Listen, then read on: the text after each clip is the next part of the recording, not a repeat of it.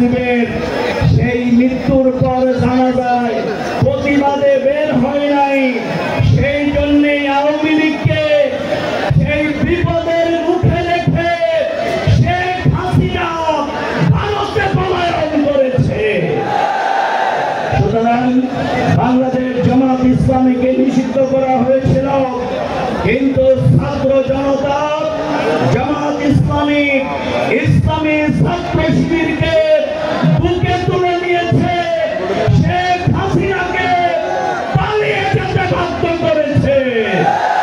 তাই আসুন আগামী দিনের সেই সুন্দর বাংলাদেশ, ইনসাফ ভিত্তিক বাংলাদেশ গড়বার জন্য আমাদের আমির জামাত আজকে গোটা জাতিকে যেভাবে উজ্জীবিত করেছেন, গোটা জাতি আজ স্লোগান তুলেছে, সবাইকে দেখা শেষ ইসলামের বাংলাদেশ। এই স্লোগানে ঐক্যবদ্ধ হয়ে ছাত্র সমাজের স্লোগান উই ওয়ান্ট জাস্টিস, আমাদের মসজিদের ইমামের বক্তব্য ইন্নাল্লাহ ইয়ামুরু বিল আদল।